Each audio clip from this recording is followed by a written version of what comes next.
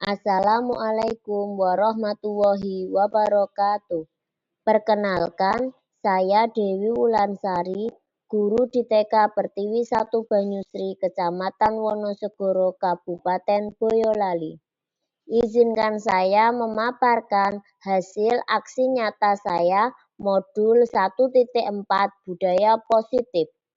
Berikut merupakan rancangan tindakan untuk aksi nyata saya. Yang pertama adalah latar belakang.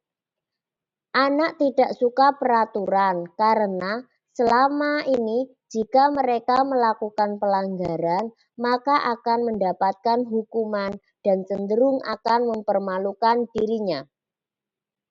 Selanjutnya, tujuan aksi nyata yang pertama, menciptakan anak yang merdeka dan disiplin diri yang kuat.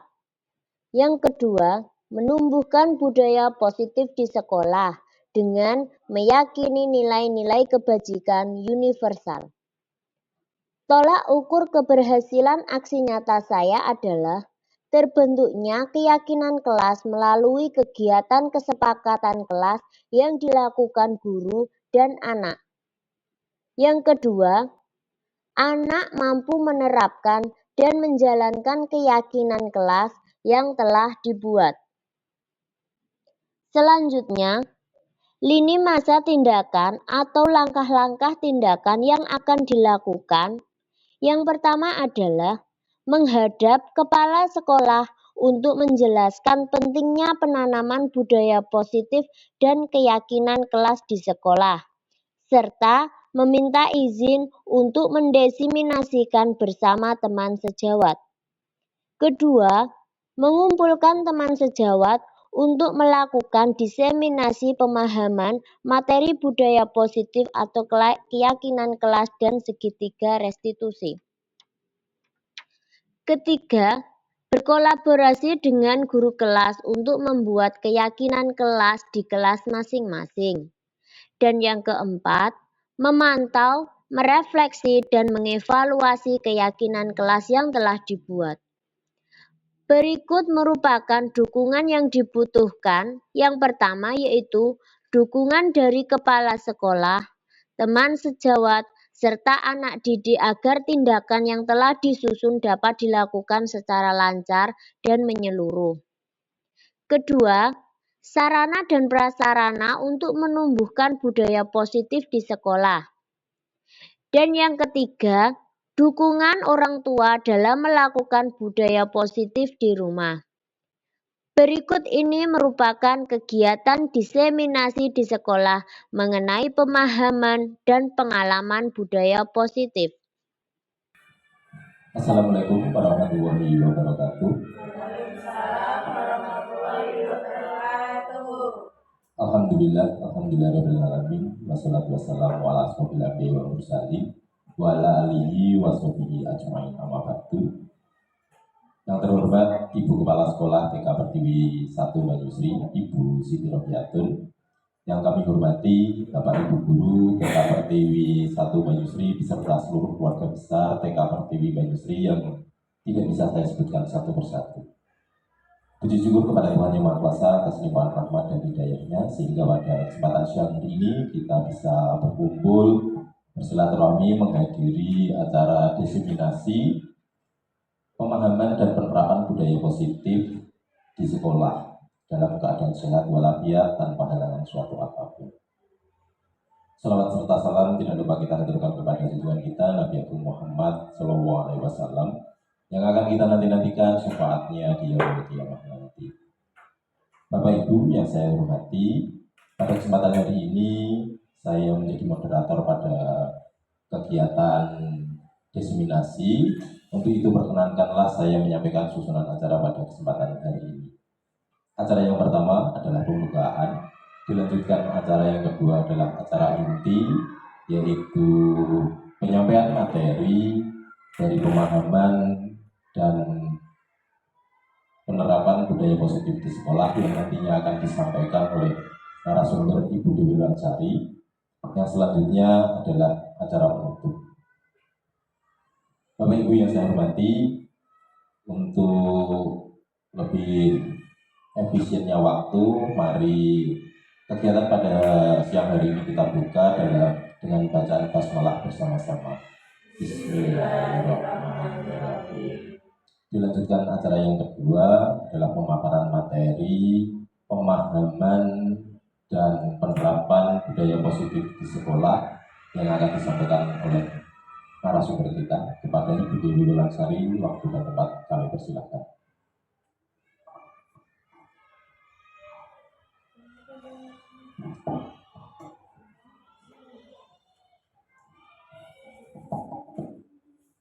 Terima kasih.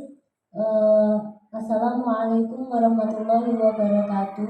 Waalaikumsalam warahmatullahi wabarakatuh. Alhamdulillahirabbil alamin. Assalatu wassalamu ala asrofil anbiya'i wal mursalin wa ala alihi wa sahbihi ajmain. Amma ba'du.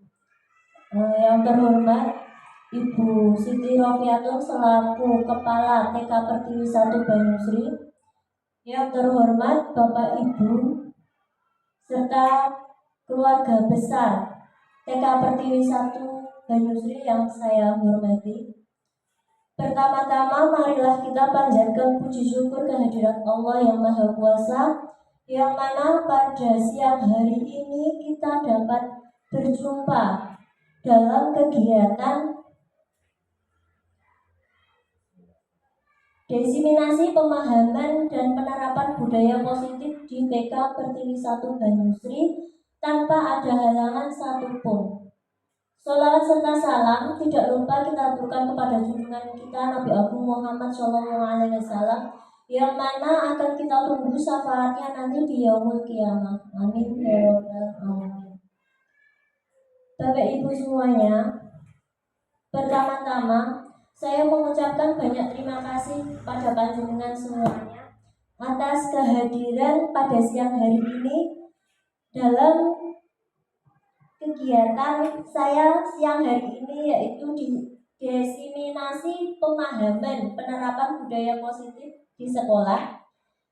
Pada kesempatan hari ini saya akan menyampaikan inti dari kegiatan ini merupakan tugas aksi nyata saya di modul 1.4, yang dimana pada modul 1 itu terdiri dari 4 submodul, dan saya sudah menyelesaikannya dari modul 1.1 sampai modul 1.4.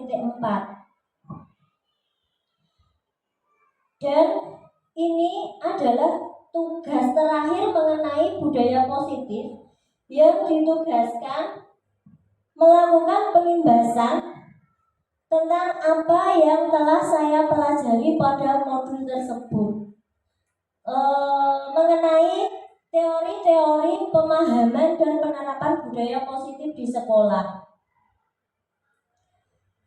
Untuk selanjutnya, saya mengucapkan selamat datang kepada semua keluarga besar di TK Pertiwi 1 Banyusri. Mari kita belajar bersama, berkolaborasi, saling mendukung demi mewujudkan disiplin positif di sekolah kita tercinta ini.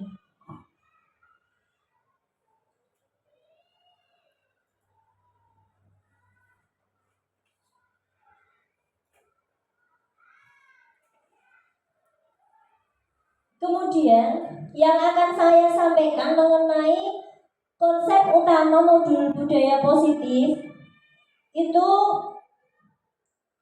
akan kita pelajari bersama.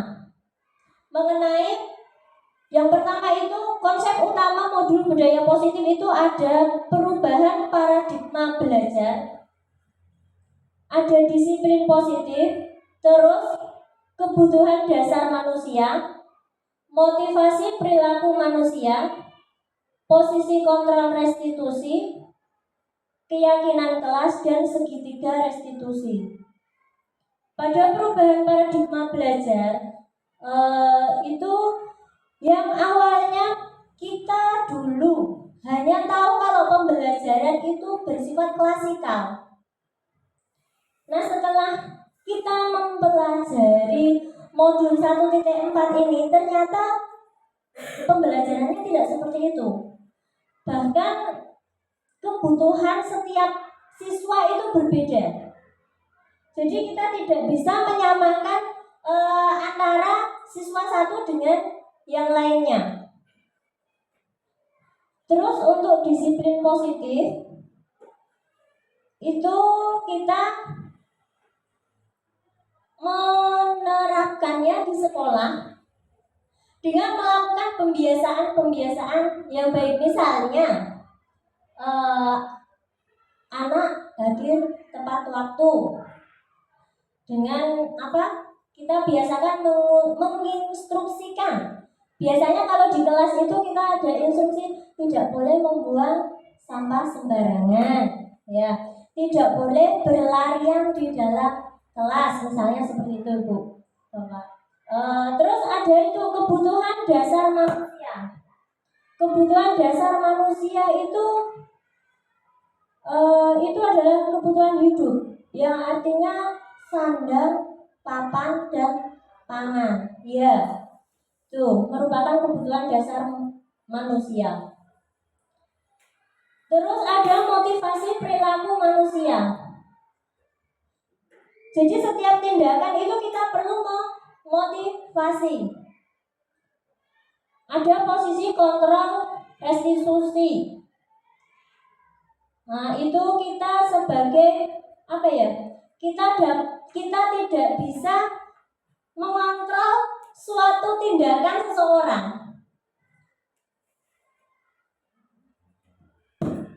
Terus ada keyakinan kelas. Nah, keyakinan kelas ini biasanya sebelum kita melakukan keyakinan kelas, kita biasanya membuat kesepakatan kelas dulu. Keyakinan kelas itu apa saja yang saya sebutkan tadi. Misalnya, kalau di kelas itu tidak boleh membuang sampah sembarangan, tidak boleh berlari-larian di dalam kelas, tidak boleh berkata kasar. Seperti itu contohnya. Terus ada segitiga restitusi. Segitiga restitusi itu adalah sebuah tindakan untuk melakukan penyelesaian masalah. Okay. Dari siswa misalkan ada yang melakukan kesalahan, kita berusaha menanyakan kenapa kamu melakukan seperti itu, apa tujuan kamu melakukan itu, kenapa. Nah, seperti itu. Terus lanjut, pembelajaran dengan paradigma baru. Nah, di situ pembelajaran dengan paradigma baru dirancang berdasarkan prinsip pembelajaran yang terdiferensiasi sehingga setiap anak belajar sesuai dengan kebutuhan dari tahap perkembangannya untuk mewujudkan profil pelajar Pancasila. Jadi tadi Pak, Bu, kita tidak bisa menyamakan kebutuhan belajar dari anak satu dengan yang lainnya. Jadi setiap anak itu berbeda. Kadang kan ada, kalau di kelas itu kan ada beberapa anak yang misalkan dia belum bisa mengikuti pembelajarannya. Terus ada juga beberapa anak yang dia sudah bisa. Jadi cara kita memenuhi kebutuhan belajarnya itu kita berbeda. Kalau misalkan anak yang sudah bisa mengikuti, kita hanya cukup memberikan instruksi atau clue tertentu. Tetapi kalau anak yang ibaratnya dia itu belum bisa mengikuti pembelajarannya, kita itu memberikan instruksinya kadang tidak hanya cukup sekali, bahkan berulang-ulang. Kadang pun kita juga harus membantu. Ibaratnya, si anak belum bisa membedakan warna, berarti kan kita harus membantu. Ini toh warna merah, ini loh warna kuning. Jadi kita harus ibaratnya kita lebih memberikannya pengertian seperti itu untuk memenuhi kebutuhan belajarnya.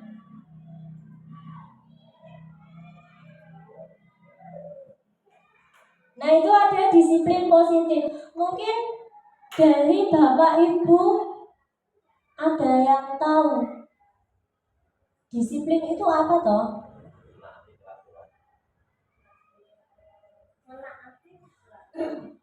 Menaati. Untuk disiplin monggo. Ya nggak apa-apa. Disiplin monggo Bu. Pengertian disiplin. Nah, oke. Disiplin itu bisa diartikan dalam sebuah budaya kita. Makna dari kata disiplin itu adalah suatu yang dilakukan seseorang pada orang lain untuk mendapatkan kepatuhan kita. Kepatuhan kita cenderung menghubungkan kata disiplin dengan ketidaknyamanan. Nah, disiplin di sini kadang banyak orang menyamakan itu dengan ketidaknyamanan. Karena apa? Kalau misalkan seseorang dituntut untuk disiplin, besok kamu harus seperti ini, seperti ini, seperti ini. Nah, yang dituntut itu belum tentu mereka merasa senang. Iku kok ngene toh? Kok harus seperti ini? Jadi kan ada salah satu yang merasa tidak nyaman. Nah, sebagai pendidik, tujuan kita adalah menciptakan anak-anak yang memiliki disiplin diri sehingga mereka bisa berperilaku dengan mengacu pada nilai-nilai kebajikan universal dan memiliki motivasi intrinsik, bukan ekstrinsik. Jadi pembentukan budaya positif itu akan terbentuk dari diri kita sendiri tanpa ada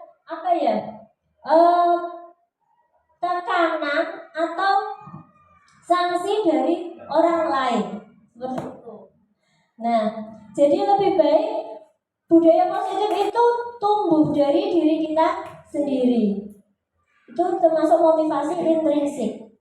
Disiplin positif merupakan salah satu cara penerapan disiplin yang bertujuan untuk menumbuhkan kesadaran serta memberdayakan anak untuk melakukan sesuatu tanpa imbalan, ancaman, maupun hukuman. Seperti tadi yang saya katakan, bahwa disiplin positif itu lebih baik tumbuh dari diri kita sendiri tanpa ada imbalan, ancaman, maupun hukuman. Selanjutnya, ada kebutuhan dasar manusia. Nah, itu ada beberapa macam kebutuhan dasar manusia. Yang pertama adalah bertahan hidup.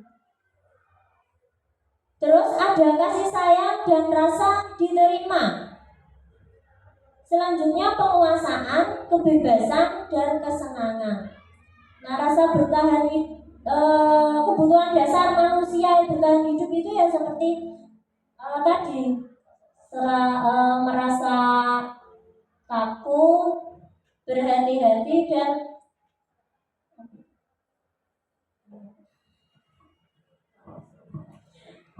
ya. Terus ada kasih sayang dan rasa diterima. Rasa kasih sayang dan diterima itu biasanya kita sering menjumpai ya Bapak Ibu di sekolah itu kadang ada salah satu anak yang dia di rumah itu kurang kasih sayang. Jadi dia itu kadang di sekolah tiba-tiba memeluk gurunya, lendotan, seperti itu. Dia hanya ingin diperhatikan, caper di sekolah. Jadi itu termasuk rasa kebutuhan dasar kasih sayang dan rasa ingin diterima. Penguasaan itu kadang ada salah satu anak yang di sekolah itu merasa ingin berkuasa, merasa paling hebat, seperti itu. Kebebasan itu biasanya anak itu ingin merasa bebas, tidak ingin dikekang. Terus ada kesenangan. Jadi anak itu dia inginnya merasa senang. Di sekolah pun dia misalkan sewaktu pembelajaran dia pengennya seperti ini. Jadi dia tidak mau mengikuti kegiatan teman-temannya, dia berjalan sesuai kemauan dirinya, sesuai kesenangannya sendiri. Seperti itu. Motivasi perilaku manusia. Nah, di sini motivasi merupakan dorongan yang timbul pada diri seseorang secara sadar atau tidak sadar untuk melakukan suatu tindakan dengan tujuan tertentu. Di sini ada menghindari ketidaknyamanan dan hukuman. Biasanya anak yang menghindari ketidaknyamanan dan hukuman itu, murid akan melakukan disiplin karena dia merasa takut. Dan karena ingin dihukum. Jadi dia itu ibaratnya berbohong, tidak mau mengakui kesalahannya. Jadi karena dia takut kalau misalkan nanti dihukum, jadi dia tidak mau jujur. Mendapatkan imbalan atau penghargaan dari orang lain. Nah, ini murid melakukan disiplin diri karena ingin mendapat imbalan. Nah, ini merupakan motivasi ekstrinsik. Jadi ini juga tidak bagus, Bu. Anak melakukan disiplin tetapi karena dia hanya ingin mendapatkan suatu imbalan. Terus itu ada menghargai nilai-nilai kebajikan diri sendiri. Murid melakukan disiplin diri karena sadar akan nilai kebajikan dirinya. Ini merupakan motivasi intrinsik. Jadi dia melakukan disiplin itu yang tumbuh dari dirinya sendiri tanpa ada paksaan atau tekanan dari pihak lain. Jadi menurut panjenengan semua ini lebih baik motivasi ekstrinsik atau motivasi intrinsik? Intrinsik.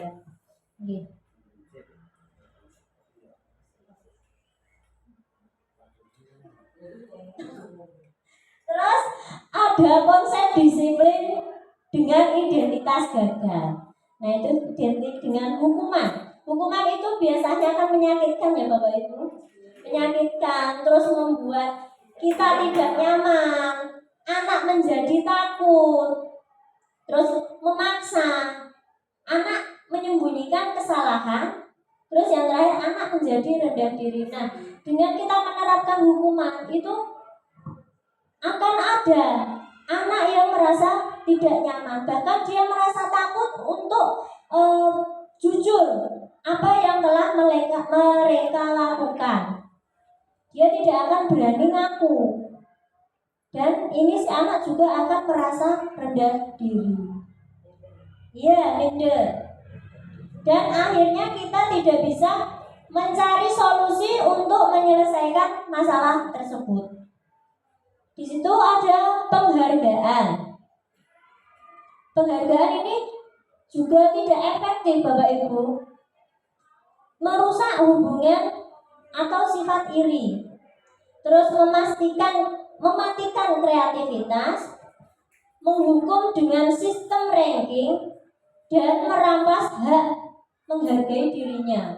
Merusak hubungan atau sifat iri itu kan kadang ada. Misalkan di kelas kita ada si A, dia kok pinter. Nah, kita memberikan penghargaan. Di sisi lain ada anak, aku juga garap, kok kenapa hanya dia yang diberikan hadiah, ibaratnya kan. Nah, itu kan secara tidak langsung kita kan juga tidak tahu hati seseorang. Si anak juga bisa timbul sifat iri, kok hanya dia terus yang diperhatikan, kok hanya dia terus yang diberikan hadiah, seperti itu. Terus mematikan kreativitas. Dengan penghargaan kita juga dapat mematikan kreativitas. Karena apa? Si anak merasa mudah puas. Misalnya si A bisa menulis huruf A sampai D. Karena dia sudah bisa, terus si guru memberikan penghargaan, dia tidak akan ada usahanya untuk berkembang lebih baik lagi. Ngapa tuh aku tidak berusaha, aku gini aja sudah dapat hadiah dari bu guru, seperti itu. Terus menghukum dengan sistem ranking ini juga tidak pas, karena biasanya kalau menggunakan ranking itu nanti juga akan ada jenjang perbedaan. Dia dapat ranking 1 ibaratnya, aku kok dapat ranking segini ya, itu kan juga akan membuat anak menjadi minder seperti itu, merasa dirinya beda, terus merampas hak menghargai dirinya. Itu apa ya, merasa minder tadi, terus si anak tidak bisa menghargai dirinya. Apa toh aku tidak berusaha, wong aku gini aja sudah bisa kok, Bu Guru sudah bisa menerima, jadi aku tidak perlu lebih, seperti itu.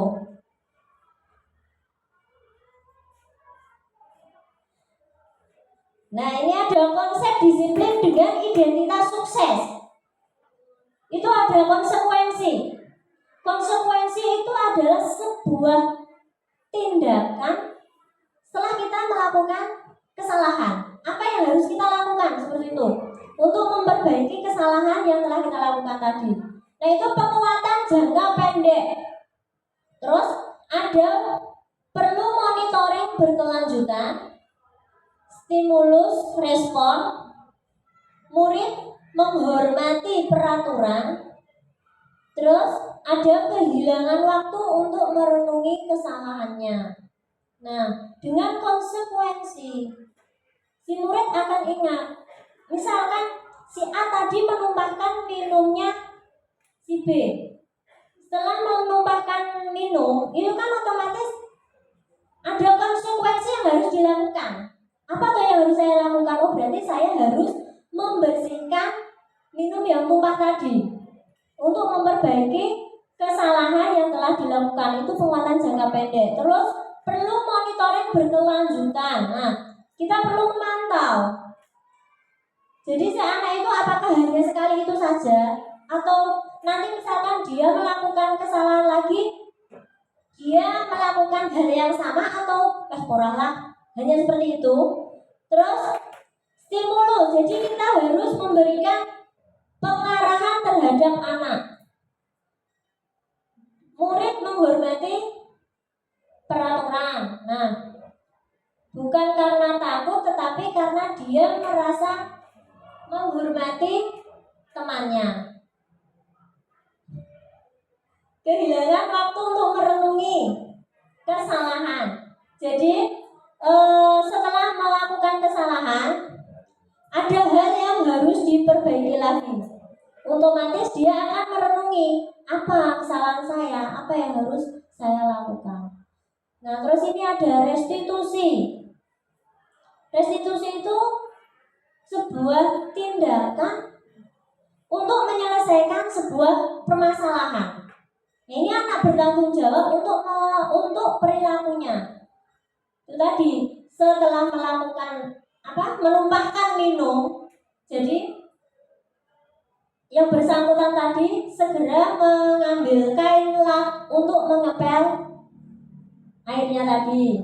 Fokus pada pemecahan masalah jangka panjang. Terus anak menghormati dirinya dan orang lain. Teori kontrol. Jadi dirinya yang memegang kontrol. Terus murid bersemangat memperbaiki kesalahan. Nah, dengan restitusi ini si murid akan ibaratnya itu banyak introspeksi dan bersemangat untuk memperbaiki kesalahan-kesalahan yang telah dia lakukan.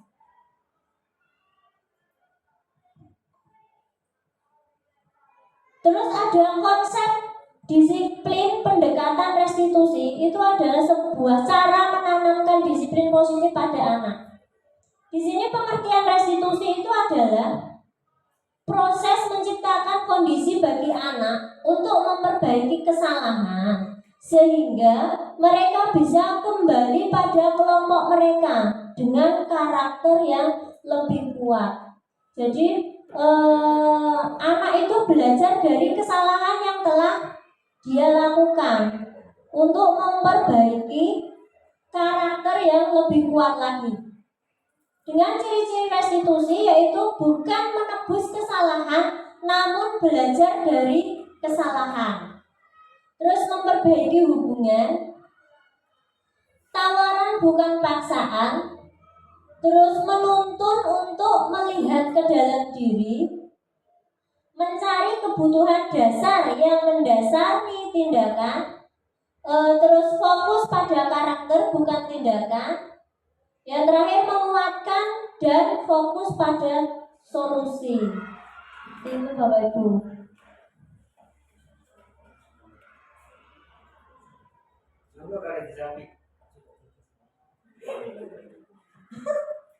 Perbedaan.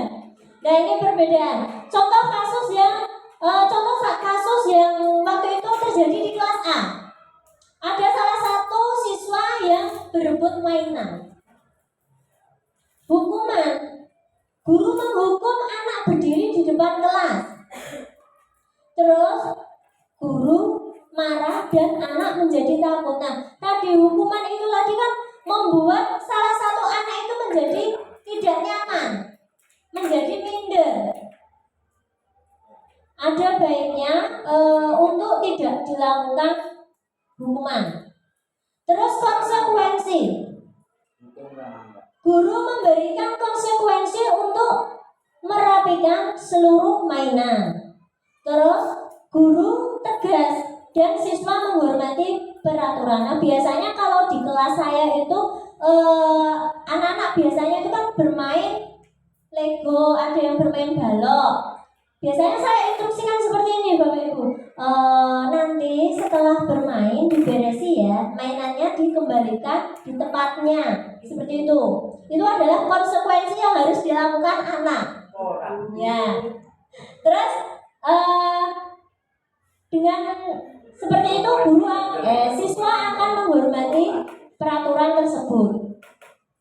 Terus ada restitusi. Guru menanyakan keyakinan kelas atau dirinya dan membantu anak menyelesaikan masalah. Terus guru terbuka dan anak menghormati dirinya serta orang lain.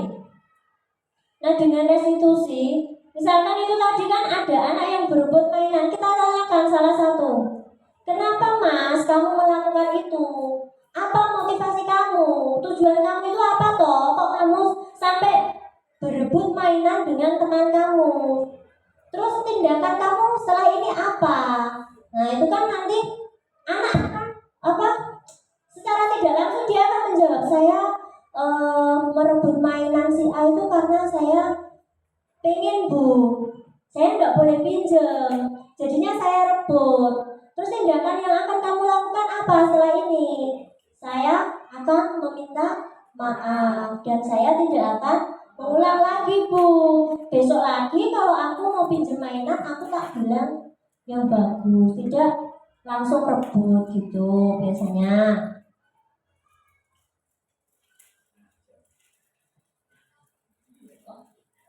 Nah, itu ada 5 posisi kontrol. Ada penghukum, terus pembuat rasa bersalah, ada teman, terus pemantau, dan manajer. Penghukuman itu biasanya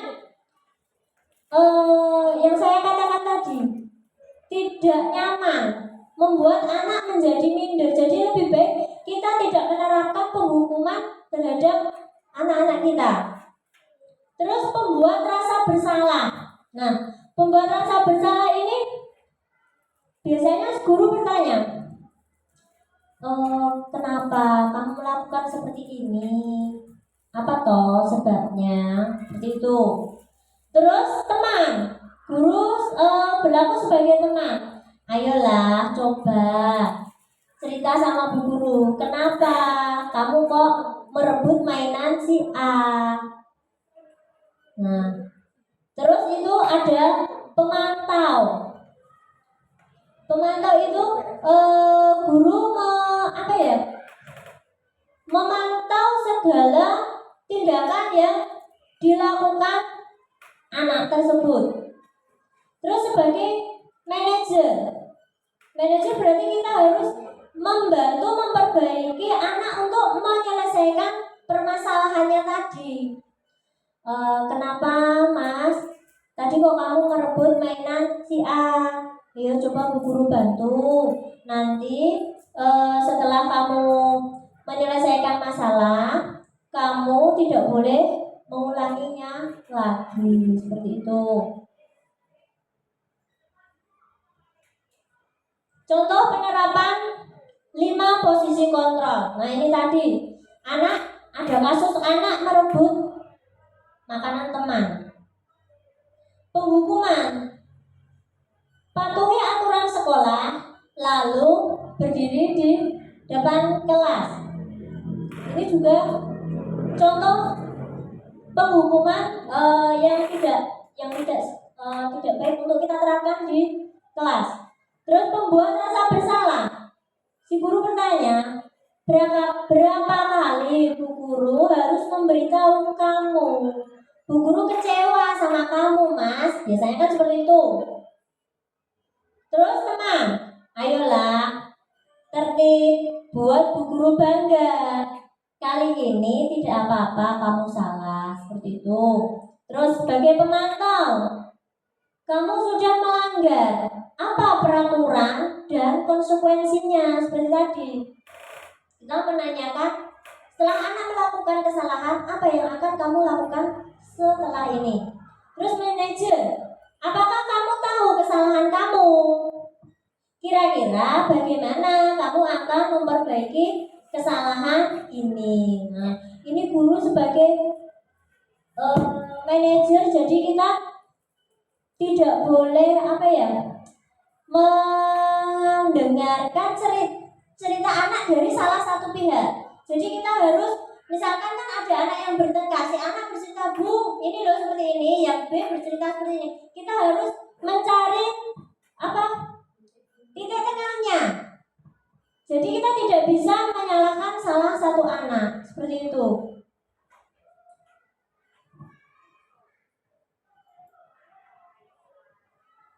Nah ini ada keyakinan kelas. Mengapa keyakinan kelas? Dan mengapa tidak peraturan kelas? Di sini ada pertanyaan pemantik Bapak Ibu. Mengapa kita memiliki peraturan tentang penggunaan helm pada saat mengendarai sepeda motor? Itu supaya apa toh? Supaya aman. Terus mengapa kita memiliki peraturan tentang penggunaan masker dan mencuci tangan setiap saat? Itu supaya apa?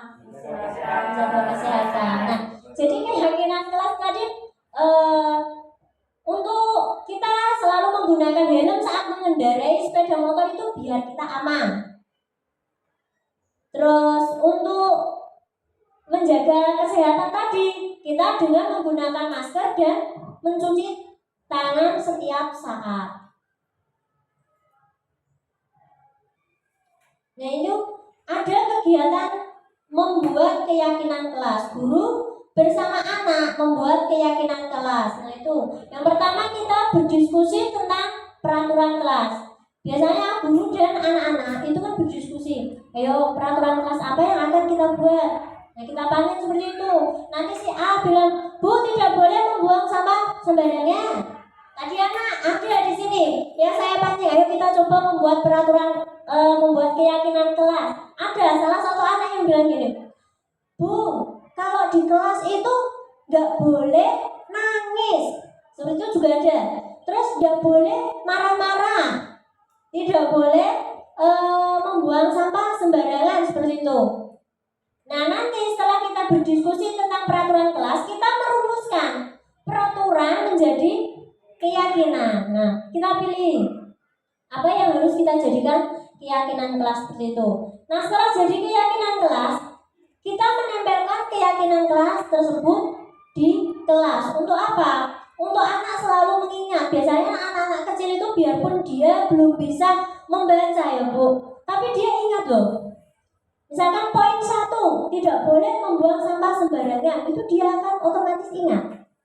Terus tidak boleh menangis. Nah nanti misalkan ada salah satu anak yang menangis, biasanya itu nanti dia sendiri akan refleks, loh keyakinan kelasnya itu tidak boleh menangis. Ya kamu kenapa menangis? Berarti kamu melanggar keyakinan kelas kita dong. Biasanya kan ada, nah seperti itu.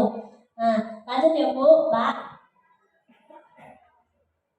Keyakinan kelas di kelompok TKA Pertiwi 1 Banyusri. Yaitu yang pertama disiplin. Terus saling menghormati dan menyayangi. Ada bertanggung jawab, mandiri dan menjaga kebersihan. Disiplin ini berarti tidak hanya kita berangkat tepat waktu, tetapi disiplin ini juga apa ya? Misalkan belum waktunya istirahat, anak juga tidak boleh keluar sebelum jam istirahat. Terus saling menghormati dan menyayangi. Nah ini sama teman, sama guru itu kita harus saling menghormati dan menyayangi. Bertanggung jawab, anak kita ajarkan karakter bertanggung jawab. Terus mandiri itu kita biasanya kalau mandiri itu kan ada ya dulu. Biasanya kalau kelas A itu kan dia belum bisa mandiri anaknya. Biasanya kalau masuk kelas itu dia tidak apa ya, manggil ibunya. Nah, minta ditemenin ibunya seperti itu. Nah, di sini kita mengajarkan anak untuk mandiri. Terus menjaga kebersihan. Nah, menjaga kebersihan seperti tadi. Misalkan kita instruksikan tidak boleh membuang sampah sembarangan ya. Kalau buang sampah itu di tempatnya seperti itu.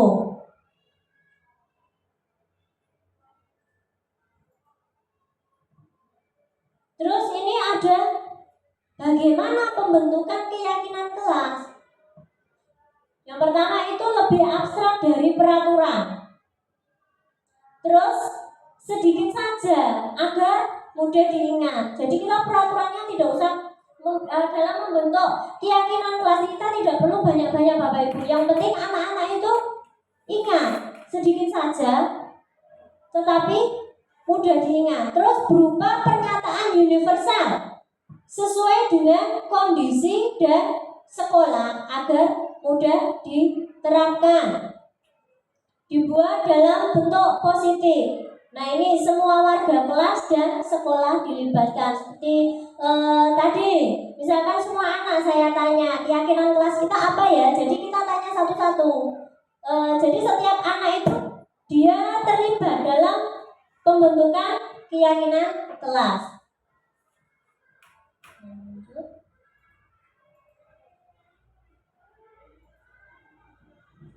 Nah, di sini ada segitiga restitusi. Segitiga restitusi itu adalah sebuah tindakan untuk menyelesaikan permasalahan. Nah, dalam segitiga restitusi itu ada menstabilkan identitas. Terus kita semua akan melakukan hal terbaik yang bisa kita lakukan. Ada validasi tindakan yang salah. Terus semua perilaku memiliki alasan. Terus ada menanyakan keyakinan. Nah, kita semua memiliki motivasi internal. Nah, biasanya kalau ada anak yang melakukan kesalahan, kita biasanya menanyakan apa motivasi kamu melakukan itu tadi. Terus menanyakan keyakinan apa yang akan kamu lakukan setelah ini. Nah itu setelah itu kita memberi motivasi pada anak.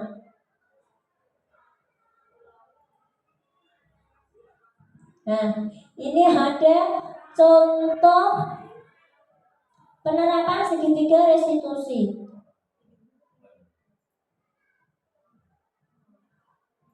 Nah, sudah bisa diputar. Itu videonya itu tidak bisa diputar, maaf Bapak Ibu, belum diedit. Itu kasusnya si anak berebut mainan, ya. Pada waktu itu David sama Zidane berebut mainan. Nah, si Zidane itu tiba-tiba nangis kejer. Terus David saya panggil, saya tanyakan, Bit, itu tadi kenapa toh kok Zidane nangis?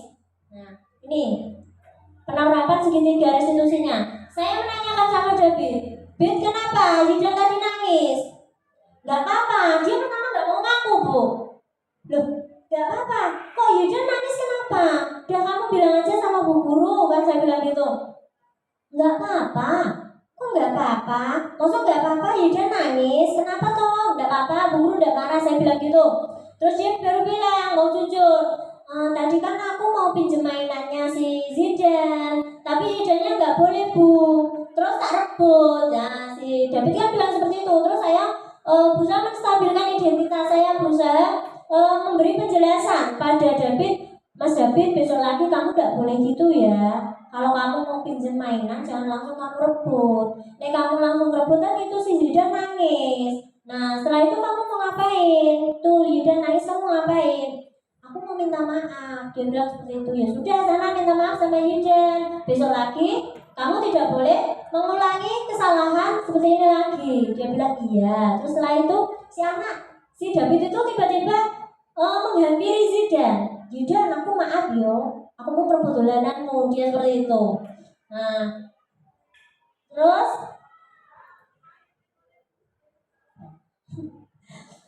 dalam penerapan program disiplin positif, hendaknya guru memiliki standar kepribadian profesional dan sosial yang baik, di mana guru mampu berefleksi pada posisi kontrol saat ini, bagaimana perjalanan dirinya sebagai seorang among atau posisi manajer yang menuntun anak menjadi insan yang mandiri, merdeka, dan bertanggung jawab. Nah, di sini penerapan disiplin positif itu hendaknya kita mulai dari diri kita sendiri. Kita memberi contoh dengan pembiasaan baik, otomatis si anak itu kan akan mengikuti. Nah, semoga sesi belajar kita hari ini membawa manfaat ya Bapak Ibu. Semoga ke depan kita dapat mewujudkan belajar berprofil Pancasila. Salam merdeka belajar. Seperti itu.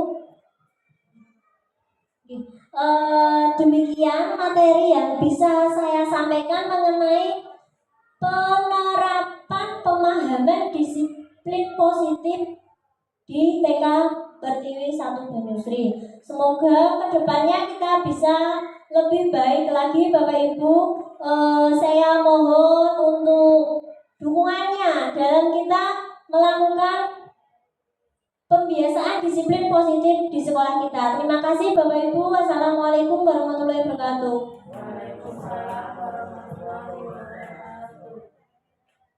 Demikian cara kedua sudah dilewati dari narasumber kita, materi yang sangat luar biasa tentang apa itu disiplin positif yang ada di kelas karena beliau seorang guru. Mungkin untuk ke depan disiplin positif ini bisa kita terapkan di sekolah karena kita bisa menghadirkan warga sekolah disiplin positif. Kita tahu bahwa untuk disiplin positif sendiri ternyata tidak berasal dari tekanan maupun dari bentuk penghargaan terhadap seseorang, namun adalah kesadaran diri yang harus dibangkitkan dari dari nurani anak, bagaimana dia untuk memahami, mengerti. Itu kenapa dalam pembiasaan ataupun disiplin positif tidak boleh ditentukan oleh seorang pendidik ataupun orang tua, namun harus didiskusikan dengan si anak, yang kemudian dari diskusi itu bisa kita rumuskan bersama mana ini yang kita pakai untuk menjadi keyakinan di sekolah ataupun di kelas. Dan apabila itu dirumuskan bersama, otomatis dari nanti peserta didik akan jauh lebih mudah untuk mengingat, oh apa toh keyakinan kelasnya, yang kemudian hari andai kata ada salah satu anak yang lupa, mungkin anak yang lain juga bisa membantu untuk mengingatkan. Di kemudian hari anak bisa tumbuh sesuai dengan karakternya, sesuai dengan hobinya, dan sesuai dengan takdirnya. Seperti yang kita tahu bahwa tidak ada salah seorang manusia pun yang bisa menentukan nasib ataupun takdir, meskipun itu anak kita. Takdir, nasib, mau seperti apapun anak kita adalah Tuhan yang menentukan. Kita sebagai orang tua, sebagai pendidik, kita hanya bisa menuntun, mendorong mereka sesuai karakternya, sesuai takdirnya, sehingga menjadikan dia manusia yang lebih baik di kemudian hari. Mungkin dari Bapak Ibu ada yang ingin ditanyakan kepada narasumber kita pada kesempatan siang hari ini. Waktu kami persilakan.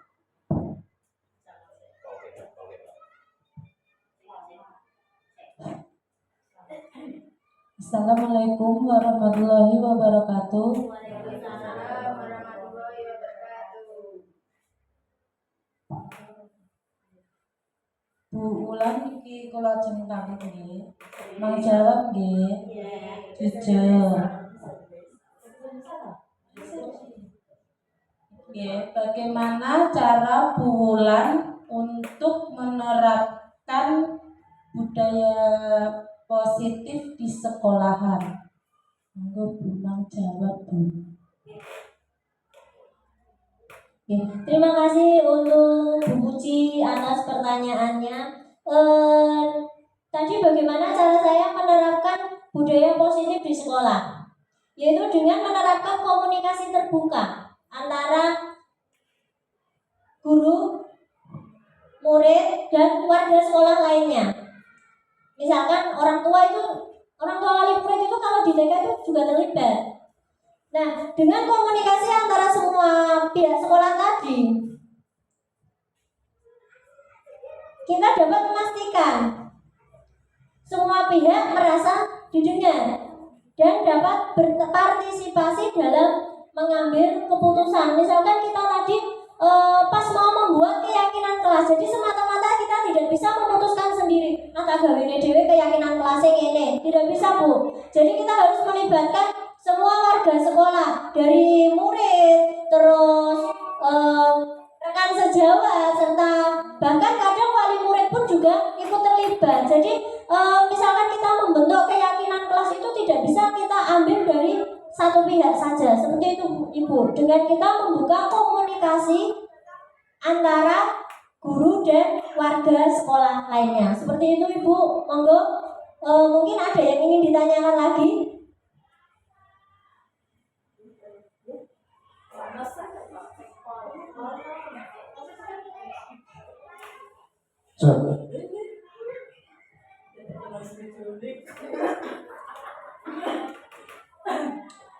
Assalamualaikum warahmatullahi wabarakatuh. Waalaikumsalam warahmatullahi wabarakatuh. Mau tanya Bu Wulan, apakah budaya positif adalah suatu keharusan untuk dilaksanakan di sekolah TK Pertiwi? Iya, menurut saya ya sangat penting sekali kita terapkan di TK Pertiwi 1 Banyusri ini, karena berkontribusi pada kesejahteraan seluruh komunitas sekolah. Di sini ketika anak merasa aman dan diterima, maka anak pun akan lebih cenderung terlibat dalam belajar. Dia akan bersemangat dalam mengikuti pembelajarannya. Anak dapat menunjukkan prestasi akademik yang lebih tinggi, memiliki hubungan yang sehat dengan teman dan gurunya. Nah, jadi tadi Bu Dina, budaya positif memang sangat penting kita terapkan di TK Pertiwi 1 Banyusri. Seperti itu, Ibu. Mungkin masih ada lagi yang ingin ditanyakan? Sudah Bu, terima kasih. Wassalamualaikum warahmatullahi wabarakatuh. Waalaikumsalam warahmatullahi wabarakatuh. Terima kasih Ibu atas pertanyaan yang telah disampaikan. Kami berharap mendapatkan kepuasan dari jawaban dari pemateri kita hari ini. Jadi, Ya kita sendiri juga sebenarnya tahu untuk budaya itu kan bukan hal baru untuk kita. Bahkan kita di tengah permasyarakatan pun kita hidup dengan budaya di keseharian kita, di lingkungan kita, kita hidup dengan budaya-budaya itu. Namun saya malah baru menyadari ternyata budaya positif itu juga jauh lebih baik untuk diterapkan di sekolah. Jadi memang, oh dulu kita berpikir ada peraturan, pelanggaran peraturan kita akan mendapatkan sebuah sanksi, ataupun kalau kita berhasil kita akan mendapatkan suatu bentuk penghargaan. Ternyata setelah dipaparkan mengenai modul 1 dalam aksi nyata 1.4 ini, kita menyadari bahwa penghukuman dan penghargaan itu memang bukan sesuatu yang selalu baik. Ternyata ya memang kita memang butuh hadir dari diri kita pribadi untuk memperbaiki diri. Saya rasa itu. Dilanjutkan acara yang ketiga adalah penutup. Mari kegiatan pada siang hari ini kita tutup bersama dengan bacaan Alhamdulillah.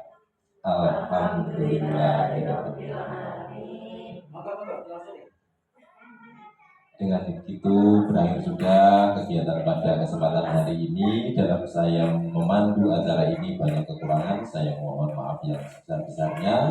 Dari saya akhiri. Wassalamualaikum warahmatullahi wabarakatuh. Waalaikumsalam warahmatullahi wabarakatuh.